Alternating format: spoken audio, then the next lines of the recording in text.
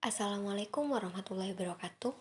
Saya perwakilan dari kelompok 6 yang terdiri dari Ferdi Antoni Absyaraf, Asrofil Kolbi, Firdausia, Rizky Satria Kurniawan, dan Wildan Majni Nasrullah.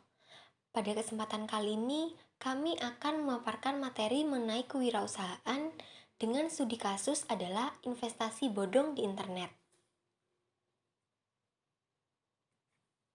Lalu pokok-pokok bahasan yang akan kami bahas pada kesempatan kali ini adalah yang pertama pengertian investasi, yang kedua jenis-jenis investasi, yang ketiga resiko dalam berinvestasi, lalu yang keempat adalah upaya menanggulangi investasi bodong di internet. Yang pertama adalah pengertian investasi. Definisi menurut Kamus Besar Bahasa Indonesia, investasi dapat diartikan sebagai penanaman uang di suatu perusahaan atau proyek untuk tujuan memperoleh keuntungan. Pada dasarnya, investasi adalah membeli suatu aset yang diharapkan di masa datang dapat dijual kembali dengan nilai yang lebih tinggi. Investasi juga dapat dikatakan sebagai suatu penundaan konsumsi saat ini untuk konsumsi masa depan. Lalu ada definisi investasi menurut PSAK. Menurut PSAK, investasi adalah suatu aktiva yang digunakan perusahaan untuk pertumbuhan kekayaan melalui distribusi hasil investasi seperti bunga, royalti, dividen, dan uang sewa.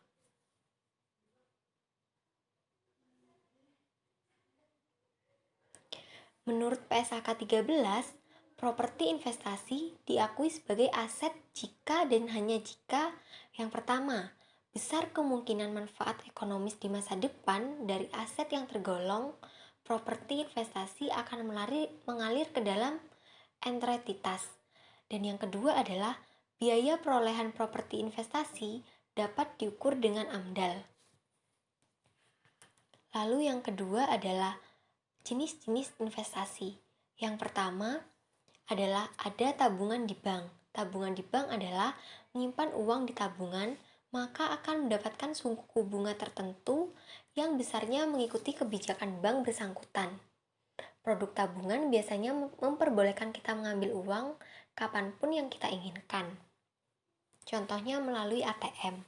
Lalu yang kedua adalah deposito di bank. Produk deposito hampir sama dengan produk tabungan. Bedanya, dalam deposito tidak dapat mengambil uang kapanpun waktu yang diinginkan, kecuali apabila uang tersebut sudah menginap di bank selama jangka waktu tertentu. Lalu yang kedua adalah saham. Saham adalah kepemilikan atas sebuah perusahaan tersebut. Dengan membeli saham, berarti membeli sebagian perusahaan tersebut. Apabila perusahaan tersebut mengalami keuntungan, maka pemegang saham biasanya akan mendapat sebagai keuntungan yang disebut dengan dividen. Sama juga dengan apabila perusahaan tersebut mengalami kerugian. Lalu yang keempat adalah properti. Investasi dalam properti berarti investasi dalam bentuk tanah atau rumah. Keuntungan yang bisa didapat dari properti ada dua, yaitu yang pertama, menyewakan properti tersebut ke pihak lain sehingga mendapatkan uang sewa. Lalu yang kedua adalah menjual properti tersebut dengan harga yang lebih tinggi. Yang kelima adalah barang-barang koleksi. Contoh barang-barang koleksi adalah perangko, lukisan, barang antik, dan lain-lain. Keuntungan yang didapat dari berinvestasi pada barang-barang koleksi adalah dengan menjual koleksi tersebut kepada pihak lain. Lalu yang ke-6 adalah emas. Emas adalah barang berharga yang paling diterima di seluruh dunia. Harga emas akan mengikuti kenaikan nilai mata uang dari negara-negara G7 atau negara yang memiliki perekonomian yang kuat seperti Amerika, Jepang, Jerman, Inggris, Italia, Kanada, dan Prancis. Lalu yang terakhir ada mata uang asing. Mata uang asing adalah segala macam mata uang asing di mana mata uang asing ini lebih beresiko dibandingkan dengan investasi dalam saham. Karena nilai mata uang asing di Indonesia menganut sistem mengambang bebas, yaitu benar-benar tergantung pada permintaan dan penawaran di pasaran. Di Indonesia, mengambang bebas membuat nilai mata uang rupiah sangat fluktuatif.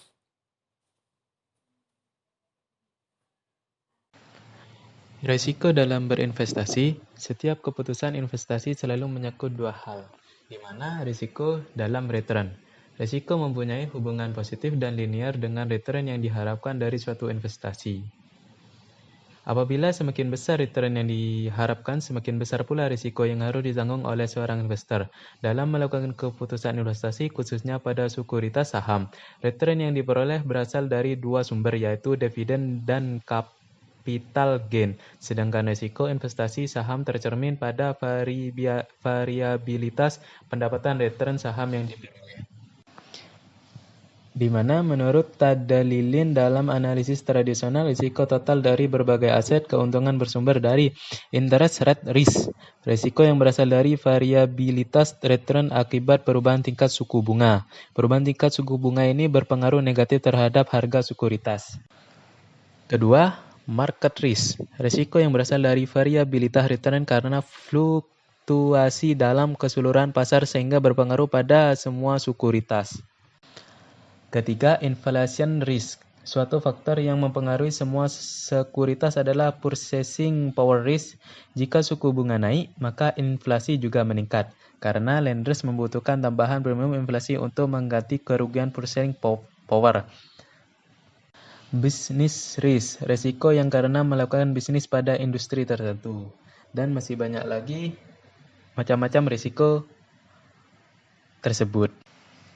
Kemudian juga terdapat upaya menanggulangi investasi bodong di internet.